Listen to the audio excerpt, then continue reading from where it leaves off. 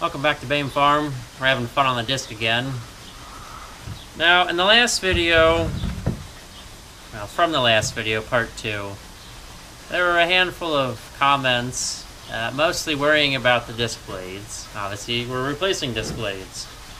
And not so much the fact that they're notched, but in regards to how International used blades with a flat center. Now, taking a closer look at the blades, yeah, that's a flat center, but they also exaggerate the flat spot by having it slightly offset from the rest of the blade. Now, when you think about in the grand scheme of things, you know, the curve over 10 inches here, that's pretty big, but when you focus it down into a little circle, that's relatively flat in comparison to the whole width of the blade. So, I am aware that they were flat blades for International and we're putting curved ones on. Do I worry about it? Minimally. But some of the blades we did buy happen to have a flat center. And they were made by some company that wants to be known as Kitchen. Spelled just like the room in your house, except that E is another I. Kitchen International, made in India. Well, not my top choice, but for the price, we'll give them a whirl. And we could replace these blades, you know, 2-3 times before the price really starts to be a hassle, like going to the dealer and getting blades.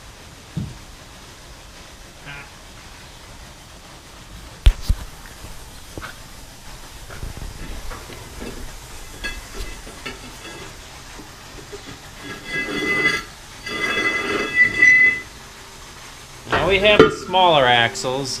Instead of being 1.5 inches or 1.25 inches, but the blades were cut to use either. They've got 2 different square holes in them.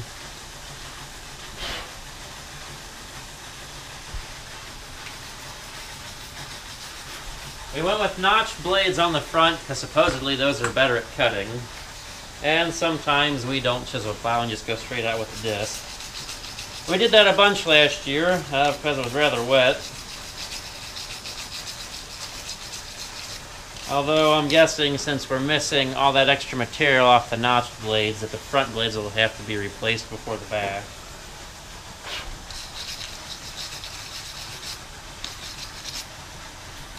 Try to get as much rust and dirt out of the way so we get a good tight squeeze on this.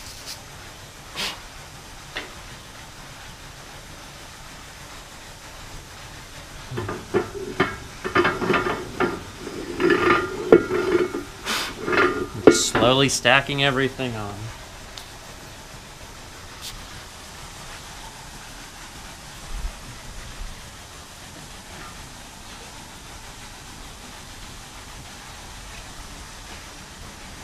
We haven't had as much hassle with getting the bearings off on these large gangs in the center, mostly because we've broken the axles often enough to replace the bearings so they didn't totally freeze up on their spacers. Right, can you hold that? Yeah. That'll be fun to set down. Well, you got this one now? No. I thought you were cleaning these up earlier. I was. No. Didn't get the edge on that one, I guess.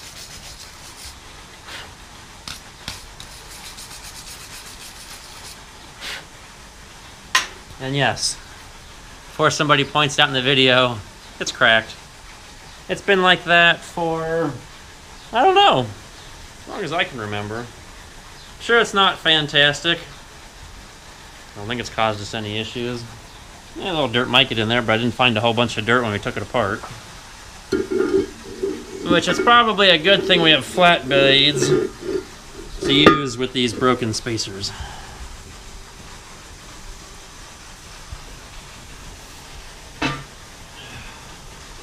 One server tray coming right up. Man, I could work in a restaurant. This thing's probably heavier than a tray of food, too. Nope, come on. Where's the small? There's the small option. Ready for this next. Now, I think you cleaned this one up. Sort of. Maybe.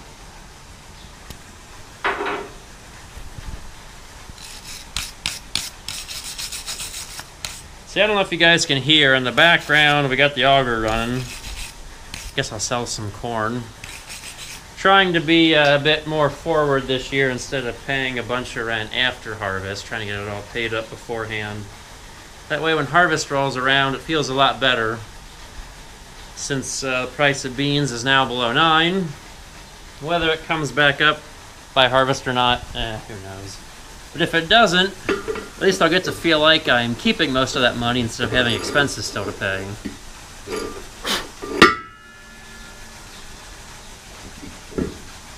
Bearing time.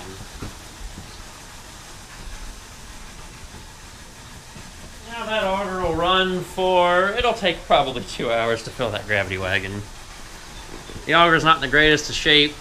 I don't have anything else going on except for working on the discs, and I have to sit there and watch it. I don't have anybody on the clock like a semi-driver. And hopefully in the morning, take a couple wagons to the elevator. The bearings go.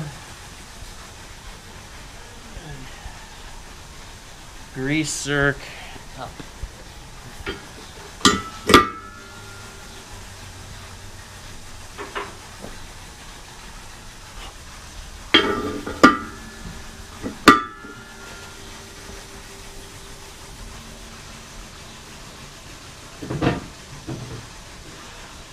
They even deliver food left-handed.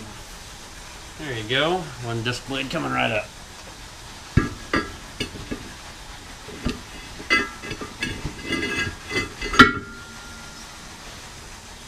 One more spacer and one more blade. And I got this one cleaned up, Brad. Good job.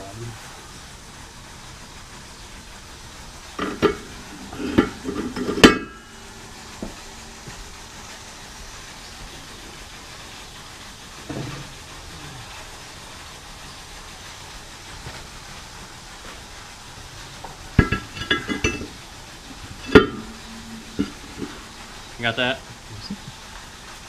Okay, now to stack on all of our stuff. Ooh. Okay. Well, we've replaced this axle before and it's stretched. So we've got a spacer. That guy. Now our spacer is the ring that holds the jack on some piece of New Holland equipment, which I guess doesn't have a jack anymore. Dust. Sorry about that. This thing, the lock. Or did it go the other way? It goes the other way. Really? Yes, it does. That's annoying. Ah, going down. Lock, a washer.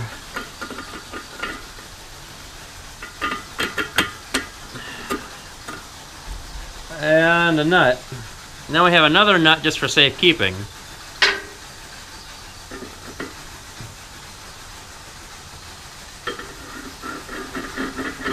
Well, time to see if we can get this thing tight. You know how that goes. Hello guys, welcome back to the disc project. We're a little stumped right now because of this right here. I'm gonna get on this side.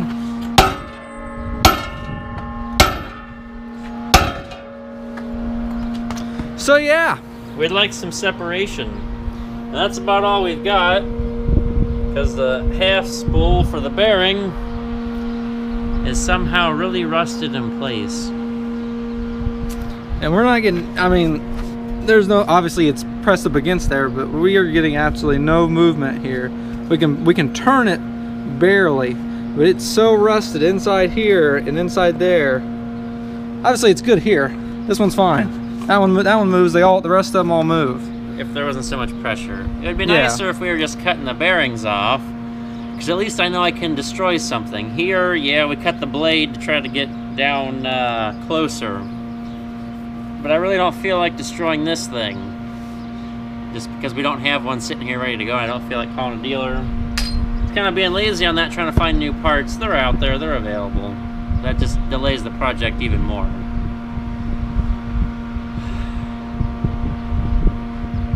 We already broke a screwdriver doing this too. Yep. Yep. Broke it twice.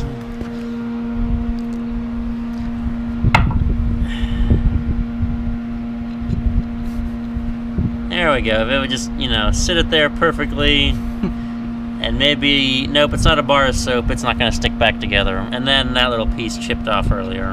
Yeah. Well, back to whacking on it.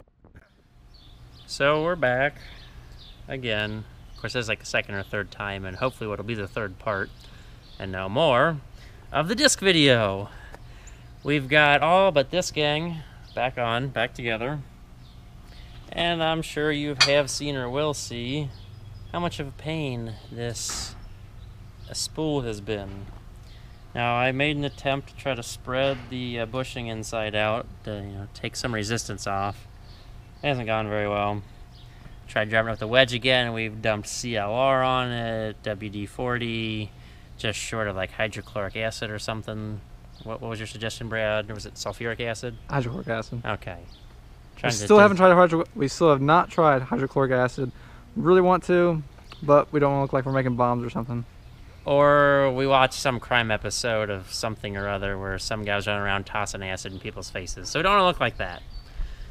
So we're going to burn things. A little too much there. Not too much gas. Yeah. And that's how you singe the hair off the back of your hand.